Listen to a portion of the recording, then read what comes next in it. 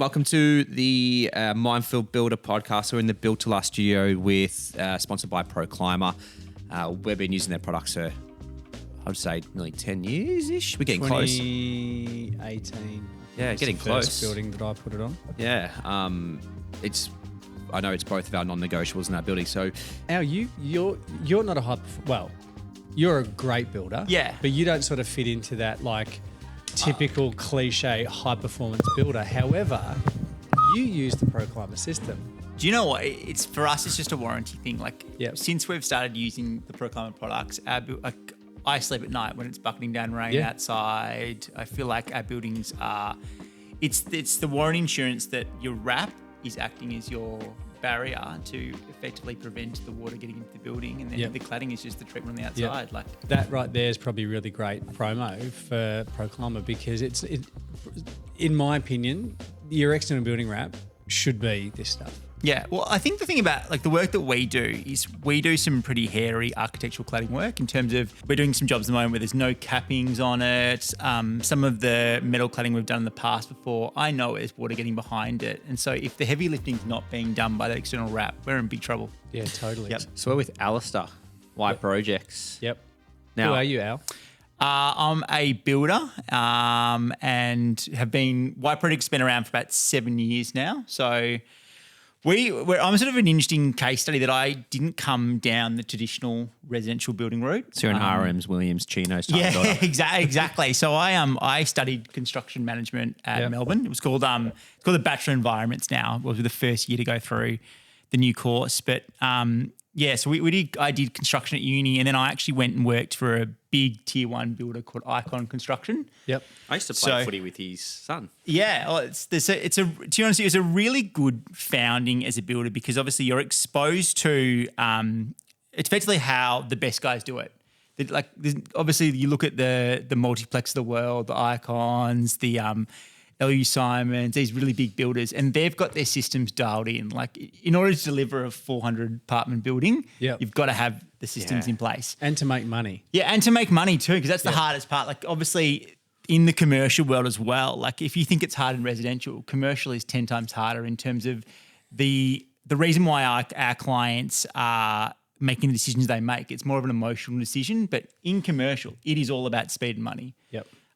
So for me, that's an amazing grounding. Like you learn how to deal with programs, how to deal with budgets, how to really do the kind of administration side of the business.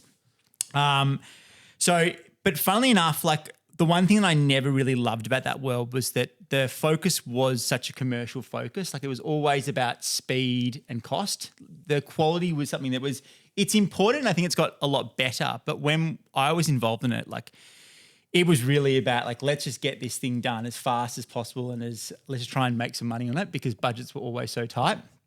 So they run off small margins, don't they? Oh, mate, the margins that these commercial builders run on is frightening. Like obviously the contracts are such, we're talking in the hundreds of millions. So the contracts, 5% of 500 million is not bad though. Yeah, but I think it's even lower than that. I think they're like, I've heard some down at the 2-3%. Like it's low, like really low. And they competitive tender too. And it's competitive tender. So it's a hard game. And I've got a lot of, like, I think any builder in Australia or in the world is like, it's good on you. Like it's, I remember Dad, when I first told him that I wanted to be a builder, he works in the construction industry as well. He goes, "Are you sure you want to be a builder, Al? Like, you've got the marks to be an accountant. You can go do finance. You don't want to do stockbroking. Like, are you sure this is what you want to do?"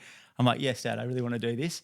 And I probably should have listened to him. Like, I think he's probably the wise words. You've still got your hair though. I know. I'm doing all right with the hair, but I could have been literally. But you're talking about Botox though, weren't you? Yeah. Exactly. So I could have been lying on a beach still, enjoying my long holiday, playing golf, doing long lunches, but I chose the path of building. So worked at Icon. Then what was your role there? So I always started off as I think they call it a project coordinator. Yeah. So my first gig at Icon was we did this job in a Beckett Street called a Beckett Tower.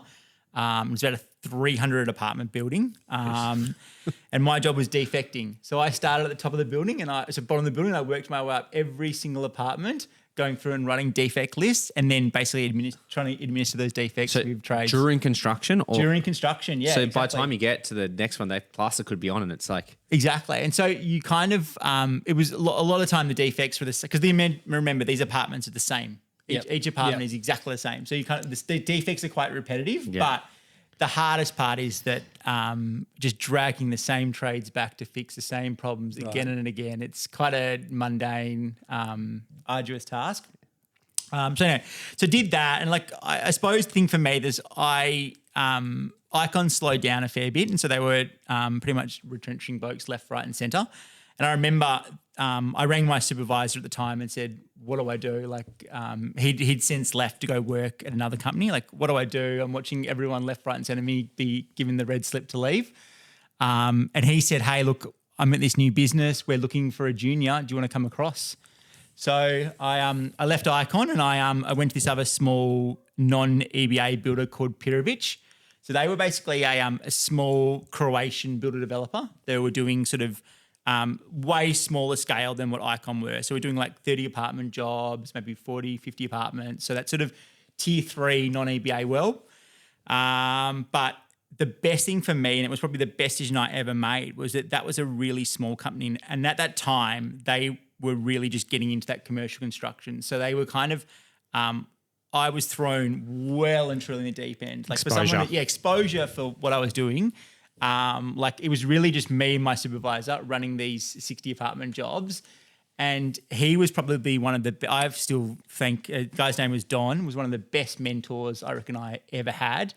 And he just really took me under his wings and just trained me up to be as good as he was. And what are some of the tips that he gave you? So it's more like, what he did for me was that he would put me in situations where, like, take for example, he would send me out to a group of trades and he knew I was going to lose the argument, but he would send me out there and make me argue it just because it was good for me. Like he would just sit there and I would just have to argue until I could kind of get people to persuade them that it had to be done.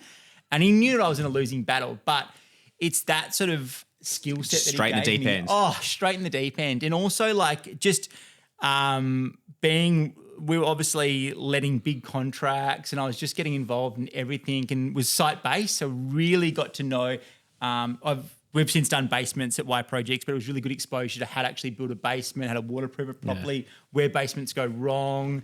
And then obviously, just doing the sort of the commercial side of construction. What an amazing foundation to then step into residential. Like I'm really envious of you. Yeah. Was residential the next step? Well, so what happened was, funnily enough, we were doing these sort of larger apartment buildings, and then we ended up doing some smaller townhouse projects. So I was given even more of a bit of a step up. So I was sort of doing CA, kind of junior PM work on these smaller townhouses. Yeah. And what I found was that I was really loving the smaller stuff. So we did that, and then I got an opportunity to sort of PM a developer's own beach house in Shoreham. So that was like a $3-4 million house in Shoreham. And that's back pre-COVID times too. Yeah, it was just back pre-COVID times. And I think what I really realised was that $10 million house. Yeah, exactly. It was all clad in stone, that house. So like, I remember we had and when I say stone, it wasn't like traditional kind of sheets of stone. We're talking like boulders that someone had to literally chisel into a square like brick and then lay it. So I remember it was the most precious trade. I can't remember the trade's name, the subcontractor's name, but it was the most precious trade I've ever worked with because probably only like 4 or 5 of these traditional stone masons. And you can't push them because they'll just go. Push them. There's about 15 other jobs that they're getting paid a fortune to go across to. So I remember his bill came in and it was the fastest invoice we've ever paid in a commercial construction company. Like it was literally come in, paid 15 minutes later. And if he decided he didn't want to work for the day, you wouldn't harass him, you just leave him, etc. Anyway, I digress. So we were doing some sort of, I obviously got exposure doing single houses. And then from that, I just realised that that's really what my passion was and that's what I loved. And I think the big difference for me from that versus doing the apartment sort of work was that you knew who your clients were. So you knew I'm building this home for this person. This is their dream place. Versus when you do apartment work, to be honest, you never meet the clients who are going to move in there. And whilst obviously these apartments are kind of the people's dreams, and like that's we sort of yes, they're not a $4 or $5 million home, but it's still someone's dream home, and that's where they want to live in, and they're going to bring up their family there, etc. You forget that, and you don't have that disconnect because you don't have that personal relationship with the client.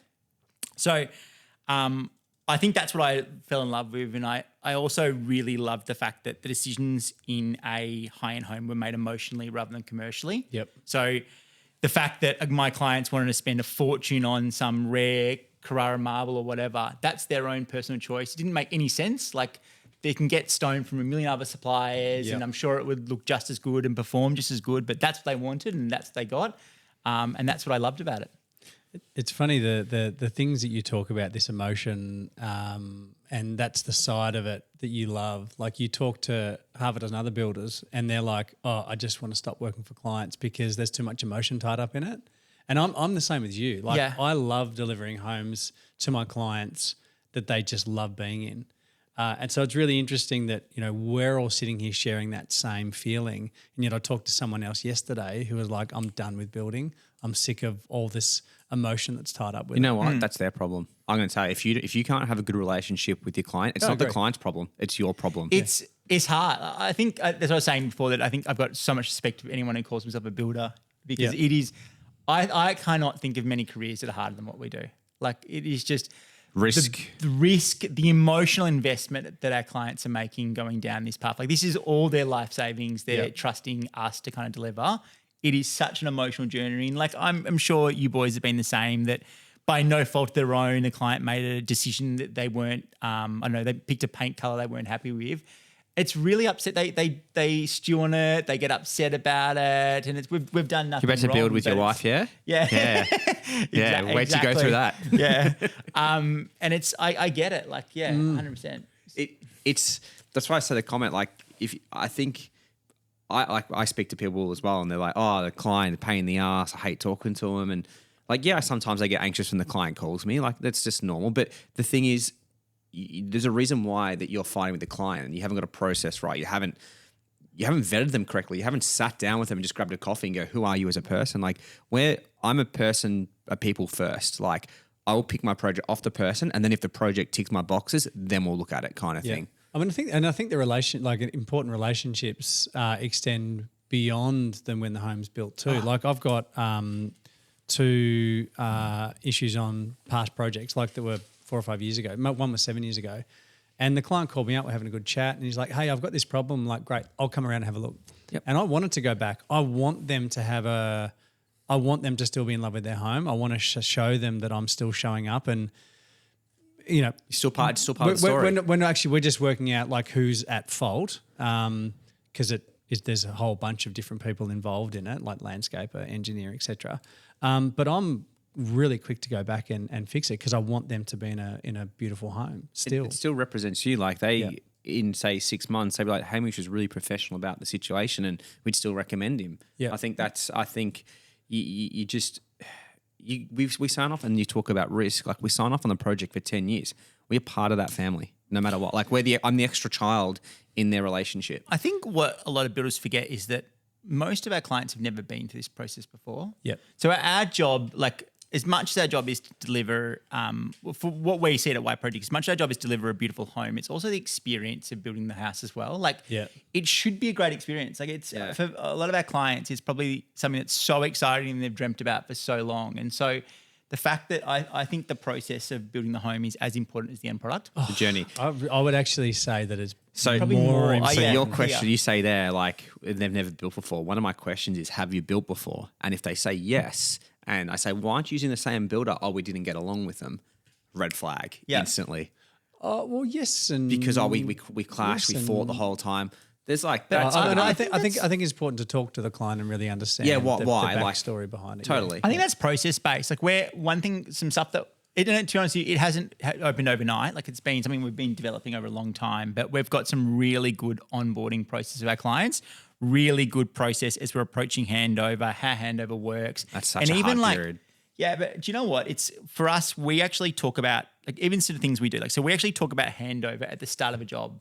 And it's not, it doesn't make sense. Like, why are you talking about handover when we're starting a job? But I think it's really important to set the goalpost, kind of give some really clear structure about how that's going to happen from day zero. I love that. Yeah. Yep. And the other thing we do too is we're really big, and God, I've got some legal clients working for it at the moment. They laugh at me. They're like, God, you're worse than us. They're the best clients, though, lawyers. We make them sign, and we actually really talk about, we do some quite high risk things at the moment in construction. So a classic example, we're actually doing a project at the moment that's all clad in Corten steel. And I was really concerned because we've got timber windows that are beneath this Corten steel cladding, and we've also got some exposed in situ concrete benches. And I'm obviously really concerned that this Corten steel is going to drip this rust-coloured Corten stain everywhere. It's going to stain these beautiful bench tops and stain these timber windows. And my job as a builder is not to tell them, hey, you can't have that Corten. It's more to say, hey, just so you're aware, this is going to happen. If that's all cool and everyone's on the same page, fine, we'll play on. Why would that be your fault, though? No, it's not my fault at all. But I think where clients get offside or where people can get upset is they just don't know what's going to happen. Transparency from the start. Transparency, and I mean, I think it's your obligation as a builder to, if you know that you need to tell them. Yeah, that. totally. exactly. And not push the buck back onto the designer. No, 100%. So it's a conversation. We gave them alternate options. Obviously, some we live in a world now where there's gazillions of building products. So we gave them some options of some alternate Corten claddings that are effectively faux Corten that look just as good, but it's again an emotional decision. They want the real thing, and that's fine. But it's just making sure they're aware of what the risks are. Yeah. And look, there is staining on those timber windows, and they're okay with it. Lawyers are the best clients. They're black and white. They see the contract. It's actually, they're quite.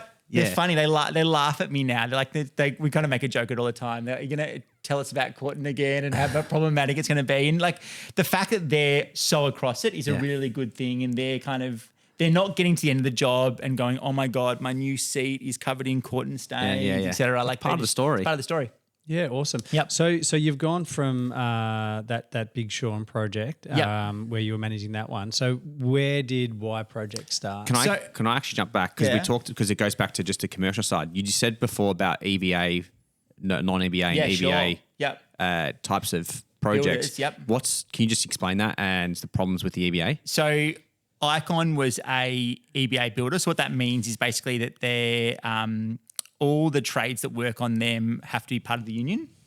So basically there's obviously union set minimum wages and standards, and we would have union reps on site and all this. Did anyone see the fucking social media post that what's the fucking big union that we've got? CFMU. Put out the other day about the air quality. And if you're working outside at the moment in the city, you really should be shutting your site down.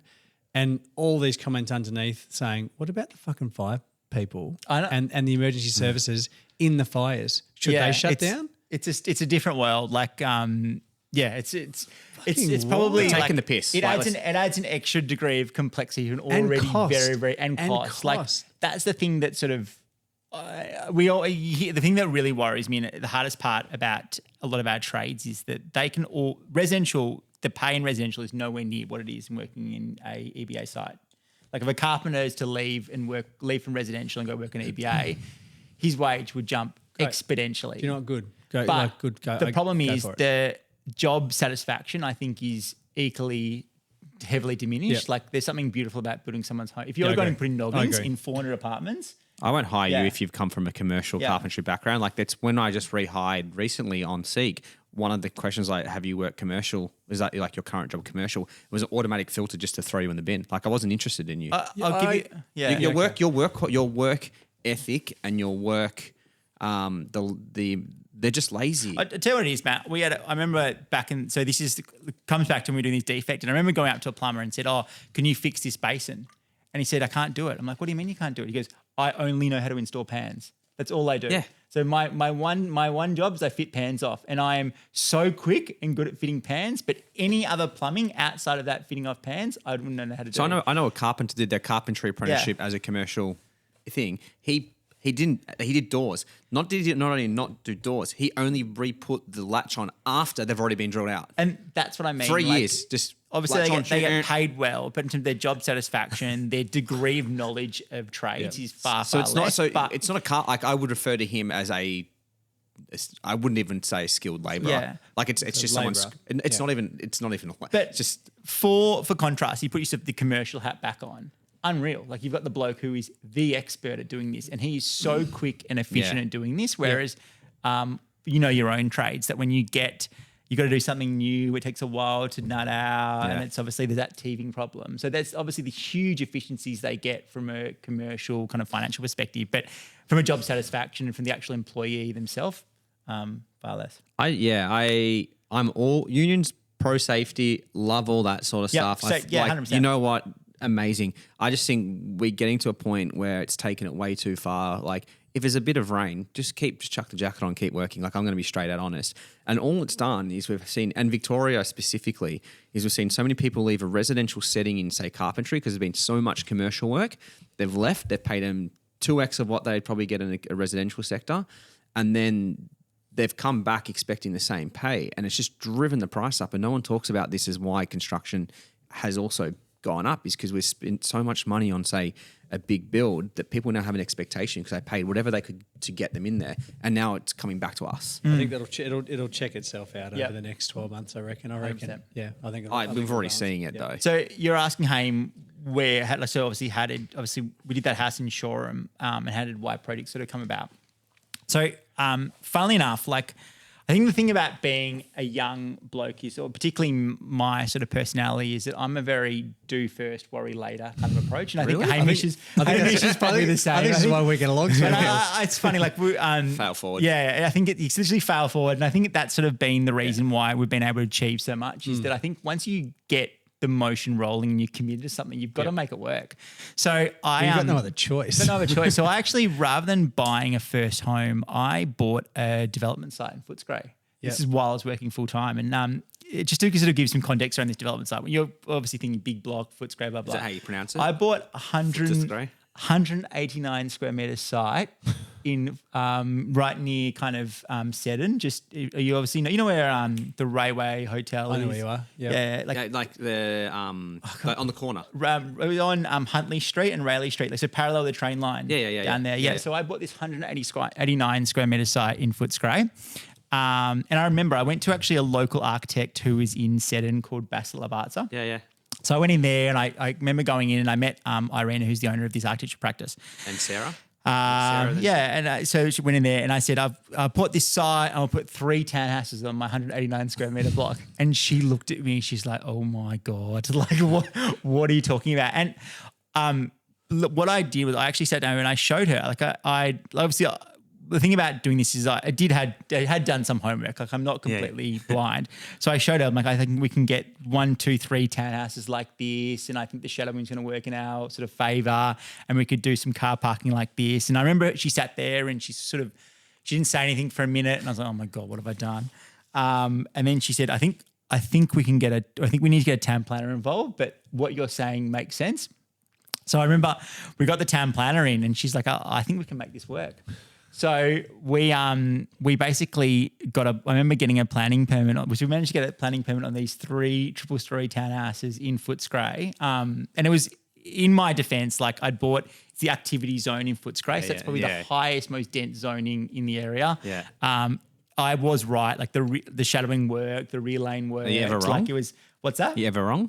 Yeah, I definitely do make mistakes, but that was sort of like, I did have some method behind my madness, but that was really my first exposure. So I got my planning permit and then I actually sold all 3 townhouses off the plan. Wow. And we actually set the record in North, or basically in Footscray, for highest square metre rate for these townhouses. Wow. And at the time, like obviously the world of development's improved immensely in terms of like marketing collateral, but this is the days when you have these, this is pre-COVID, so we've got kind of these developers who are just getting these overseas Chinese firms do their renders and it looks like it was bad. Yeah. And so we actually got a proper 3D, because obviously this is my commercial background. So we're having worked with developers and seeing how they would sell their products. Exactly. So we got a proper 3D visualization artist. We got some really nice brochures done, some nice marketing boxes to show all the materials in the project. And it did really well, really well. Did you? And you built them? Yeah. So that was the next part. So I not being exposed to residential construction, I actually didn't have a DBU. So I got what we call a DBM. Which doesn't exist anymore. So I got my domestic builder managed. So anyway, what I did was I needed to keep pretty much I bought the site, got them all off the plan, and then I literally was like, I'm out of dough, so I had to go get some finance. So ringing up family, going, I need some help. We've got these things sold. Here's the construction cost. You don't get the money to the end until they're sold. Yeah, exactly. So anyway, so I managed to get some help from family to pay to actually fund the construction. Then I love that you're just figuring out these well, problems. this is what I mean. Like you just work it as you go. So I got my DBM, and then I was like, I'm going to build it, but I need to keep working at the time because obviously I need income. Yeah. So I basically would get up at sort of 5 a.m. in the morning. I would go to site before work. Would get there at sort of 6. Would meet Steve, was basically the leading hand carpenter on that job, who's still with me today. He's one of my best supervisors. That's pretty cool. Yeah. So basically, we'd meet him at 6:30. He would go for this is what I'm going to get done for the day. He would work for the day and kind of manage the day-to-day problems, and then I would come there after work, see what got done for the day, and just repeat. And then every weekend was there, obviously working away at it, but pretty much built those 3 townhouses while I was working full time, which was not. How long did it take you to build? It took me about 18 months, I think. And the end clients were happy? End clients super happy, yeah. And like the thing for me was that being really upfront, like obviously commercial building is very different to residential building, and so that was very much an eye opener. Like I was learning. Since you saw them off the plans, had you already specified fixtures, fittings, carpet, everything? They didn't have any say in the final exactly, fit out? Yeah, exactly. Okay. Could they make a variation? They could, yeah. So we had some clients made some variations. It was part of the sales contracts, but it was a pretty kind of like your typical project where they're buying effectively something that's a look. Yeah. But it was, to be honest with you, it was a vertical learning curve, and it was the best learning curve. Yeah. Like I learned how to be a builder, learn all about development. I learned a ton. So why didn't you keep going on that developer trajectory? It's a really good question. So to be honest, I don't think, and I think a lot of people assume developers make an absolute fortune, and I actually don't think it's the case. Like I learn how hard it is to make development and how high risk it is. And to be honest with you, if it wasn't for me being the builder, it would probably be a cost neutral project. Like the fact that I built it was the reason why we were able to make it a profitable project. But it is so hard to make these small projects stack up. I did 3 of them with my dad, who's an electrician, brother's a plumber. And we made profit on them, but it's not what you think. It's not what you think. No, it's not like I'm buying a Ferrari. There's no Ferrari parked at the front, boys. Yeah. Like, still the BYD. Can I just actually, a BYD. Super off topic. And I've never asked you this. Why is it why projects? Like why? So I've got that written down right here. This is a good question. Stolen your question. This comes back to it. So when we were doing this is actually links in beautifully. So I had to come up with a name for the development company. So these townhouses we were developing were basically targeted towards Generation Y. So they were a first home buyer product.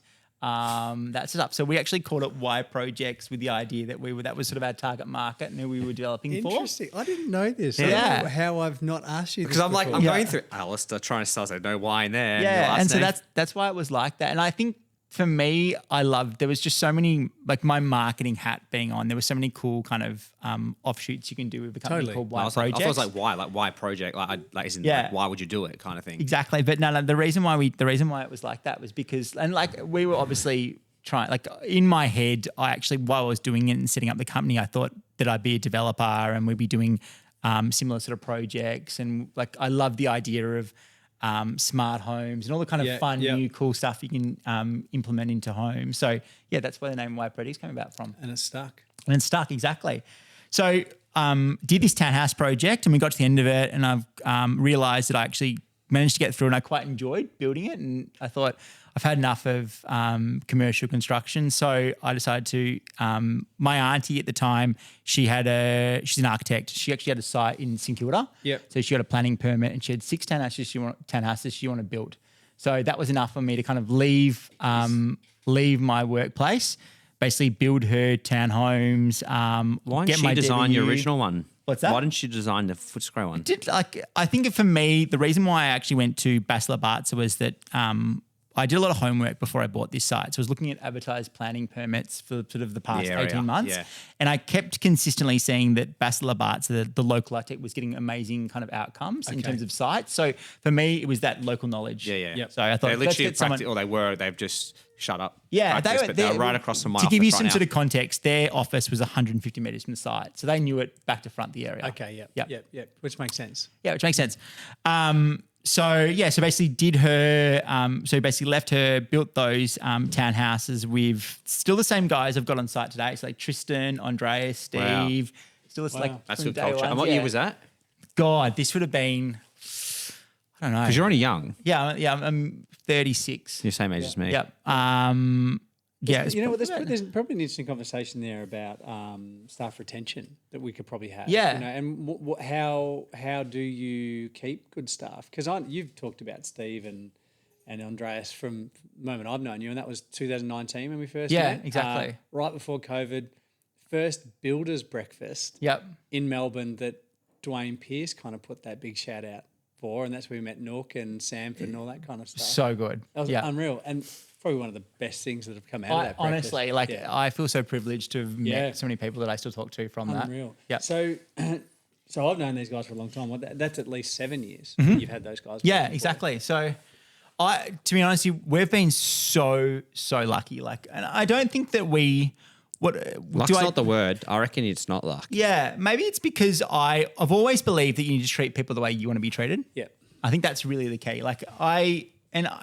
I hate the cliche that white projects is a family, et cetera. And I think it's a really bad cliche, but it's just more that I always believe that you need to treat people the way that you'd like to be treated themselves. And obviously it's hard. Like, we're running a business. I'd love to pay everyone millions of dollars in salaries, but we just can't. I think there's a thing that everyone needs to do, and that's pay people. And I think you need to pay people fairly. Correct. But then it's the other things. And I'm going to give you one example, and I'm pretty sure that you do the same thing.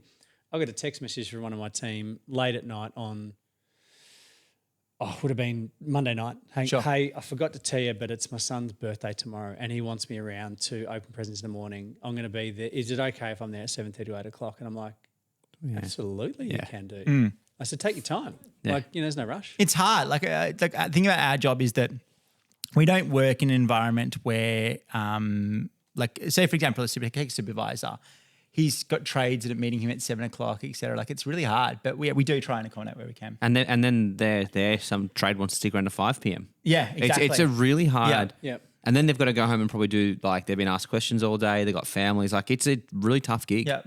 So I just want to unpack that just a little bit more about that staff retention, because obviously you've done it well. What are some of the other things or some of the other reasons you think you guys have stuck around? I think we just try and make a really good work environment. I think that sort of it's interesting. I've talked to some of the chippies that we work with, and they basically said that, you obviously give us goals and guidelines of what you want us to achieve, but it's not like I'm sitting, I need all this done by today, and it's really 2 days worth of work, and I'm at there screaming if it's not finished. And I think that comes back to us as a builder making sure we actually allow for the fact that we know that carpentry, it's going to take a lot longer than what everyone always thinks. Always does. And so you need to allow for that buffer, and need to allow for the fact that killer on all projects, 100%. isn't it? And so I think that by not having this culture of just get it done, it has to be done, we're bleeding money all the time. I think that's what makes the work environment enjoyable. Brand new passive house, you probably know rough off the top of your head how many hours did you put into a project. It's between minimum 2,600 minimum. Oh, hours? Yeah, hours of carpentry. I reckon it's starting it's close to 3. I've actually got some good data about this. Yeah. So we've got one that's up around the 5,000 hour mark. Jesus, that's how big. It's a stonker. It's a 400 and something square metre. Oh, okay, yeah. It's a big one down in Shoreham. Sure. But the other one's, around 2,500, 3,000. And that's a crazy amount. And so my biggest gripe right now with our industry is I actually think carpenters are underpaid for the work they do, because they have to be across all trades. They have to deal with all trades. They're there from the start to the finish. The issue is, if you have a plumber that wants to raise their price by $5 an hour, they're there for 10 days. You want to do that on a carpentry job when you want to increase the rate of a carpenter to pay them better. You're timesing 3,000 hours by 5. There's 15 grand on a project. This is what I was saying before, Al. I know us, right? Yeah. We want to pay people more money. Yeah. We do. But the reality is we also need a business that makes money so we can employ the people. So if you start paying people more money, then you don't have a business to pay the people. It doesn't become worth it. So what I wanted to try and unpack is what are some of the other things that we can do to make that environment better. So I think, that culture is really important. But I think also too that we find that getting the right mix of people in the company. So we're really, really careful of who we employ. Yeah, and I think it's just making sure that they're going to mesh well with the other guys, and it's just going to work clients, well. You want to get like my team are like they're kind of like a quirky bunch. Yeah, they get along and stuff like that's like. But you pick, they've got to fit into that group. Like when I hire a carpenter, they're not working with me. Like you guys pick the person. The other thing that comes to mind actually, sorry, I just cut you off, Maddie. That it's also too that I'm really conscious of the personality or kind of how I when I get to site, I'm really ensuring that I'm in a happy mood. I'm kind of trying to be that bubbly person. Yeah. We call it we try and I'm always laughing. The team up walking on. Like, why is the music so quiet, boy? Let's get the music pumping here. Yeah. I think that's super important as well, because if you come to site as sort of a grumpy builder, shit, the boss is here. And that really negative approach, I think that's really contagious. Go at lunch, have a sit lunch with them. I work for a builder and a very big builder. Every time he come on site, it was like the project manager, hey, he's coming, because everyone would walk on eggshells. Yeah. And he would just crack it at anything. Yeah. Music's too loud. Why's your car parked there? It's like there's a reason why he was turning over 30 different staff in a year. I've been on sites like that. So it's actually, I've seen the other thing about having this commercial founding is I've just seen so many different approaches to managing sites. So we had one site manager and he was just tyrant. And look, in his defense, he would deliver a project faster than I have ever seen it. It's unbelievable. But at what cost? But at what cost, correct. Yeah. And it took a huge emotional toll on him as well. But he was just screaming, yelling all day, just pounding all day, every day. And it doesn't get you anywhere. But, and it worked, to be honest with you, in the commercial world, it worked. Like he could push projects and just push blokes to the absolute limits. But then there's that cycle of people that are just coming. You know what? Exactly. Yeah. So I went to work for this builder specifically knowing I was going to be there for 6 months to learn what not to do. That was the actual reason. It wasn't to learn how they build amazing houses. It's like, hey, I knew that he had bad culture, but I wanted to experience it so I could make sure that I didn't treat my team like that in the future. Yeah. I mean, and do you know what? Like, if you're rocking up to site, smiling and, joking and laughing with your team all the time, the times that you actually have to say something to get a hurry on, or we need this done today, or, hey, that thing you did over there, I don't think that's up to our standard. Those conversations become a lot easier because you're positive 95% of the time. And then there is this moment where they know that you're serious because potentially it's a little bit out of character that you've got to kind of turn the volume up a little bit, put a bit of acceleration on what you're doing, or pick someone up for doing something maybe not up to standard. Yeah, exactly. Your frozen yogurt analogy. Yeah, so we'll get there. We'll get there. I love this story about why projects. I want to keep going. Let's keep going. So we did the townhouses for St Kilda, and then like all things come, that I had a mate who had owned a house in South Yarra, and he said, "I can do my new kitchen." And I said, "Fantastic, I can do your new kitchen." So he did his new kitchen, etc. Then the next door neighbour to him ended up having a planning permit for her house to add a third story on top. So we did that, and then it just snowballs. Like, you sort of, I think where I see builders being successful, I think personality of the builder is as important, and sales is such a skill that is just so invaluable. Like being able to present yourself well, being able to develop rapport with people, and not taking your shit too seriously. Just have a bit of fun. I think having fun is too, but I think that's sort of the key that you can networking in, developing relationships, and that's sort of how Precon has sort of grown to where it is. I think going to the yoga analogy, so we're quite an interesting case study that we've actually employed an in-house architect at Projects in the past 6 months, and that was sort of. It's something that I've been thinking about for a long, long time, and it was a bloody hard decision, to be honest with you. Like, we work with some fantastic designers, and it was a really, really hard decision to digest. But I think the yoga analogy is that I kind of explain to clients that when they're going through the design process, it's like going to these frozen yogurt bars. So at the frozen yogurt bar, you get given a cup. and you get there's all these yogurt dispensers, and you start filling up the cup, and you start adding all the Smarties and like all the toppings like your mango and your strawberries and like the little bits of granola on top of your yogurt. And it's really exciting. Like it's sort of like you kind of filling this thing up, but at no point at any one time is anyone telling you what this cup's going to cost. And it's not really until you get to the end and you sort of play it on that scale, and then they sting you for $40 of yogurt. And you're like, hang on. I just wanted to go in and get a quick dessert. Like I didn't know when I wanted to I know I probably got a bit excited along the way, but God, that's well and truly more than what I want to spend. And I think sometimes the design process can be a bit like that. Like it's a really exciting time for clients that all these amazing stuff they're seeing on Instagram and Pinterest, and you've obviously got the designers too getting really excited along the way as well. And these things just grow and grow and grow. And the reason why we actually put design in-house was that it's just really hard as a builder to break people's dreams. Yes. So it used to kill me. Like we'd get given these plans and clients would tell you, oh, we've got this budget to spend. And we would look at it and go, oh my God, like this is just so far from your budget. And we were just always the bearers of bad news. And the problem with being a builder is that pricing jobs, you don't make money. Like it's probably it's the biggest loss leader. Even if we charge for it, we don't. Even if we charge for it, it's just such a loss leader. And so the problem you've got is that you've got this design. The other analogy I use is like what happens is it's like giving the client the keys to the M3 or the C63 AMG Merc. It's really hard to go out of the AMG and go back to the entry level C200 or the basic Merc.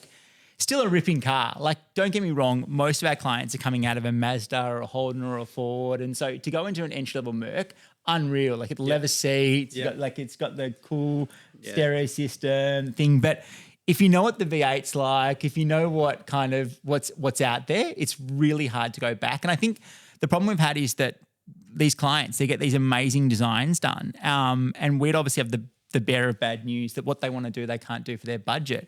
But the car analogy is that it's so hard to go from when you know what the house could be to come back and sort of get rid of things that they'd fallen in love with and emotionally attached to get this project into construction. Because as a commercially, we need to build these things to make money. Yep, totally. Yep. I mean, I love that analogy because it is so hard to step out of that really nice, high-performing car into something that's a little bit less. Yeah. And you doing design construct, and even the approach that we take during construction now, Maddie, where we're getting in at the beginning of design, even though we're not doing design in-house, we can manage that. We're not showing them the V8 G-Wagon. We're just going, hey, you know what? You're probably down here. So we talk about loss of cost in the pre-construction thing. I think it's a little bit of a good topic to touch on a little, I think. So how much you're going to probably spend between, say, 6 and 15 grand. Let's just call it somewhere in that range. Yeah, all right? Precon. How many hours do you think go into that project? 400? I don't have any numbers around it, but it is insane. We've tracked it across a couple of projects, and the number's high. So we worked it out off 2 or 3 projects that we were investing about 30 grand's worth of resources. And so you're already behind. Let's at the better end, 15 grand minimum. Yeah, just before. That's assuming that you're able to get 15 grand for being involved. I think you had a podcast guest, Joel, from Heidi Build, and I listened to his podcast. It resonated with me tenfold. Like I think he's a fascinating cat. He's funny, ripper bloke. And one thing, I took from his podcast, he said that the architectural building, it's a bad business model. Yeah, and he obviously nearly lost it all doing this world. And I get it. Like there's so much joy as a builder you get from delivering these insane projects and dealing with something like the most cool stones and tapware and all these complex details. But it is hard. It's not profitable. It's like commercially as a business, like it scares me, some of these builders who are doing this sort of stuff. Yeah. And how low their margins are to make the projects stack to get these things to construction because the client's so in love with the AMG. Yep.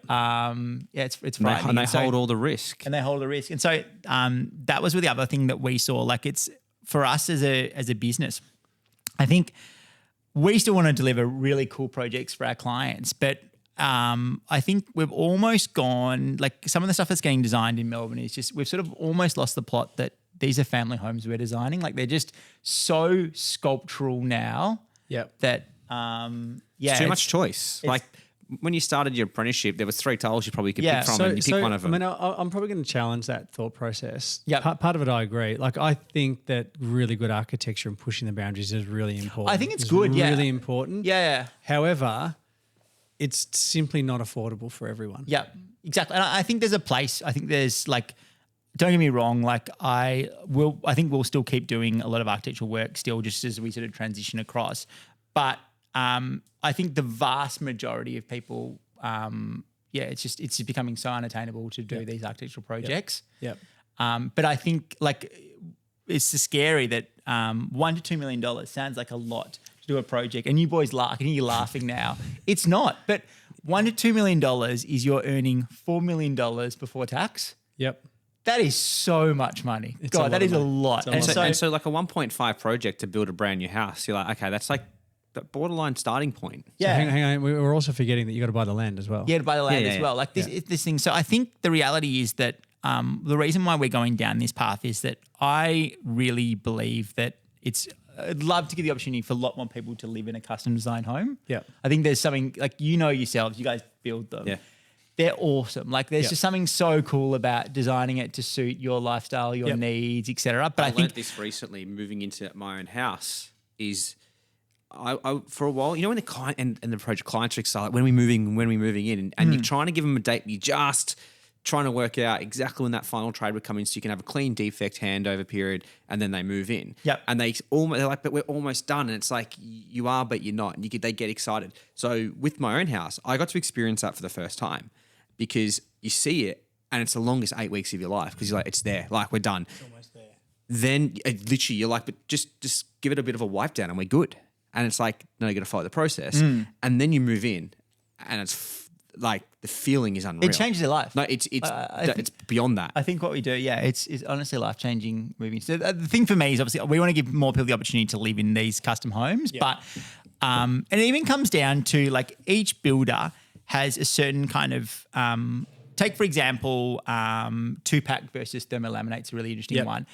Us as builders, we love thermolaminate, but I've got a lot of other builders who might have their own joinery arm who love 2-pack works better for them. So it's really hard for designers to sort of design to suit everyone and do it as efficiently as possible. But we know what we can do well, what my skill set of my guys are. Like they might be really skilled in doing some things. So we do more of that, of course. And you know the cost. The cost. Yeah. And the other whole side of the things as well is the sort of the thing that we've always really struggled with is that whilst there's a universal language of architecture, each different plan set we get from designers is completely different. And there's a bit of a learning curve in learning. Like just take, for example, this is sort of getting a little bit technical, but take, for example, when you see RLs in a floor plan, you don't know if that's finished floor level, structural floor level, what you're looking at. When we see interior plan, they're taking that from tiles, plaster, frame, like it sort of changes from and where you actually find what the details you're looking for. Like, is the door hardware, is that in a separate A4 document? Is that on the door page? Like, where is that? It's too many pages, that's too many the thing. documents. So for us,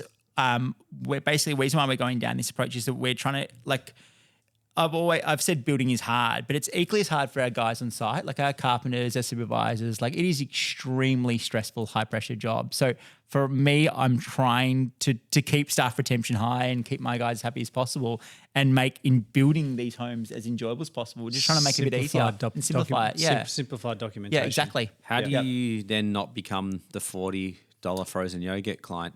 Yeah, exactly. It's a really interesting question. I think for us, our process falls on its head when we have a client that comes with a budget and then we show them a project that's tenfold out of their budget. Like that, to be honest, I may as well just pack up shop. That sort of misses the key fundamentals of why we're doing it. So I think we do a lot of ECI work, and the thing that I've always struggled with the ECI work is that where we're getting shown these plans the same day that our clients were getting shown it, and it's too late. Like if we get shown the interior plan set when they get shown it, they fall in love with it. I'm lost. I'm dead.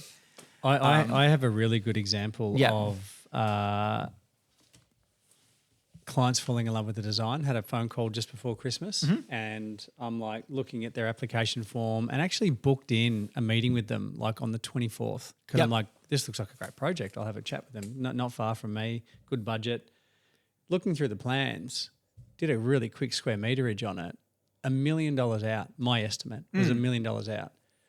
So I jumped on the phone and I said to the clients, I go, even though I know you've got a really great budget, it's a lot of money that the number that you put down here is a lot of money.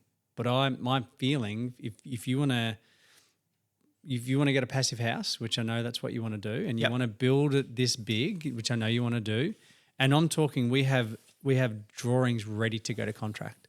They are resolved, what I would call resolved drawings. Engineering, architecturals, interiors. Cam had done the PHPP on it. And I was just honest with them. I said, look, if you want me to build this home to that number, it's big wholesale changes. I'm just telling you that now.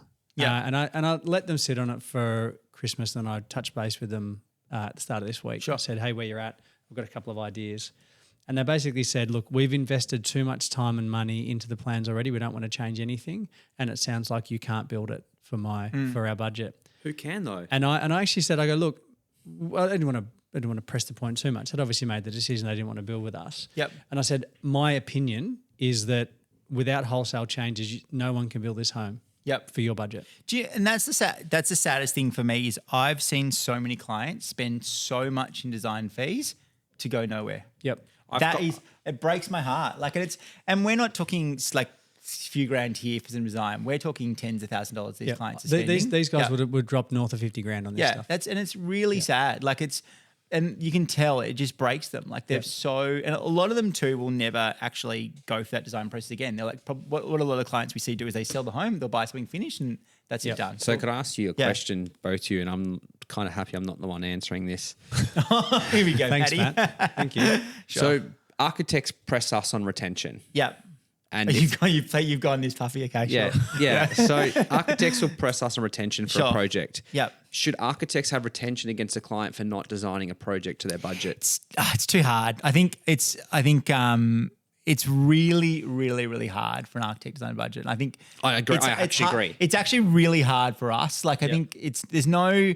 And you know what? You're saying it's hard for you too, and you have everything under the one all roof. All the tools under the one roof. Yeah. It's still really hard because I get excited. Like I'm sitting there designing these things, and it's amazing what you can do now. Like we've got, as we're designing these softwares, we've got the 3D visuals of it. I'm like, wouldn't it be sick if we did this and that? And it's exciting. And I've got to keep putting more shit on top of your frozen yogurt. I've got to step back and go, hang on a second. Our client's giving us a brief. They want to spend this. And the thing we always tell clients is you need to be really clear with us what you want to spend because we're going to design something in that budget. Don't come to me later and say, oh, we've got an extra $200,000 in our sleeve because it defeats the whole process. Yep. Honesty is key. Honesty is so critical. But it's hard. It's really hard. So I don't necessarily blame designers. I think it's just extremely hard. And I think the problem we've got is that, like, if you think about how the traditional marketing model of designers work, is that they basically would try and design the best home visually they can. So obviously get some PR and et cetera, and get some great Instagram coverage, et cetera. And then they'll obviously get exposed to more clients and get more work. And it's a really good model. But the trouble is that obviously the cost of doing it is hard. And they don't get paid enough either. Oh, nowhere near enough. Nowhere near enough. Yeah. Can I answer the question? Yeah. Yeah, I don't think that there should be a retention for architects, and I don't think there should be a retention for builders. That's the answer I was hoping. And I think that the only way to, and I'm not going to say this solves the problem, but the only way to get a good result that's close to your design brief and budget is to have everyone working together. 100%. There's absolutely no perfect answer. Yeah. That's And what I think there's like obviously whether it's working in-house, whether it's working close in, as in like working with an ECI process. Yeah. Each builder's got their own propensity of how they want to do things, but I agree, it's that day one involvement is the key. That is honestly probably the best answer you could give and so thanks, clear. I'm getting goosebumps. We've only got a few more minutes. Yeah, Sure. Hey, look, we talk probably every other day, right? Like we do. We're like, I think, I think all three of us are like peas in a pod. Like we share ideas. We're not on site as much, the three of us too. Yeah. I think actively solving problems together, which I think's been really beneficial. I know just before we jumped on, Matt, you're talking about hiring an estimator, and then we're talking about our experience with our estimator. And I feel really grateful to have you as someone to call, and same with you, Matt, because I feel, and the group, the Wizard group, like this, like without that group, like we would just be like staring at our computer screen, crying, thinking, how the fuck am I going to solve this problem? I think that's really important to have. And I'm super excited to see where Y Projects goes. And I know it's this probably unsung sort of competition between us to see who can hit our turnover targets. Yeah, sure. And we're kind of tracking like this year to be on the same. So For look, full disclosure, we've got the same accountant. Yeah. So they're the ones kind of betting on each two. But yeah. It's awesome, mate. Hey, mate, I really appreciate you taking the time. I know this was short notice today and come on. And I think the conversations flowed really well. It's just fun. Yeah, it's like, honestly, it's like just grab me a beer with you boys. And look, we do this mindful moment for MEGT every episode, and I wanted to ask this question because we've got 3 builders in here who all have apprentices and who all want to see good apprentices come through and then out the other end. Because I know that you're currently looking for a project manager. I know, Matt, you're looking for like a leading carpenter. Yeah. I think I just got one yesterday, which would be out of nowhere.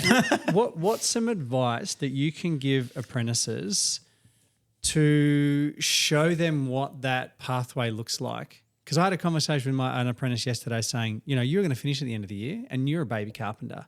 Like, what's our You're not even a carpenter. What's our steps for you to then take that to step up to the next level? Yep. So, what's some advice that you can give apprentices during their apprenticeship that's going to show us like that we want to invest more time in them to then take that next level? I think it's little things outside of work. Like, you know, when they get excited about stuff and the apprentice might send me some stuff he's doing at trade school or ask me questions about, we're doing estimating as a module at the moment. How would you actually work out this? That, I think for me, like as an employer, I don't necessarily think passion for me is everything. Like personality and passion is everything in terms of if you can see that they're really wanting to be there and they're kind of showing a job. Like I've always believed that like a job, you should go to work because you love going to work. Like it's you spend so much time doing it. And if you like, we've got a sort of, I was telling the boys, we've got a site supervisor who sort of lost the passion for site supervision, and I'm not going to keep him there. Like I said, if you've lost the passion for this, then look, it's time for you to find something else. I don't want you to come to work every day if you don't have that passion. I remember saying to you yesterday when we were having this conversation, I said, you know, don't try and keep him. If he wants to go, don't try and keep 100%, him. Yeah, 100%. And so I obviously like I don't want to lose him from a company, so we'll offer him some roles. Like we sort of look at, can we reaccommodate you in some completely different position that's a pivot, but that sparks that passion again. Yeah. But I think the question comes back to the apprentice is that for me is everything. Like in terms of, and I think it's really important too that to not forget that your supervisor started as apprentices one day. Yep. And so we're really, and coming back to the whole talk about staff retention, I think it's really important to show them that there's a pathway. Yes. So you're an apprentice here today, but one day you could be the site supervisor, and this is what it looks like to get there. I tell you what, I think that's awesome. Don't look at it as an apprenticeship. That's great advice. Don't look at it as like, I just do my 4 years and I'm done. Like, in your year 3, go do your diploma. If you can't juggle that. And I think it's those little kind of peripheral things that you can do, like the YouTube stuff, the podcast. There is so much. Free information. It's so good, isn't it? I know, we're so lucky. You can just sit on, like you're on your fucking phone anyway. You may as well like do something that might learn something. So Dave, who works for me, it's honestly one of the best analogies. He's like, you do a uni degree, you go to uni, you do your class, you learn, you're learning, but then you got to go home and study. What's the difference with an apprenticeship? You go to work, you learn, you got to go home and do some study. Why is it any different? I actually had that conversation with all my apprentices yesterday. I'm not a carpenter. So apprentices are actually really challenging for me because I can't physically teach them any carpentry work. Yeah, but don't you think that's a real competitive advantage because you can teach them the other side of it? Exactly. So I'm so reliant on my leading hands and my supervisors to teach them how to be great carpenters and the other carpenters they work with. And I think that's really good because that gives the other guys ownership of making sure that these guys grow into a great role. And it's satisfying for them too. Yeah. But it's sort of, it's apprentices have been probably, I've always relied on the team to make sure they get to where they need to get to. Yep. And look, I think I've said this in a past episode too. In my opinion, getting into the trade now is is the best time. 100%. Some really good grants too. Really good grants as employees. Just as of January 1. And I think there is a safe, secure work opportunity moving forward. So much work. With AI particularly coming and disrupting a lot of industries.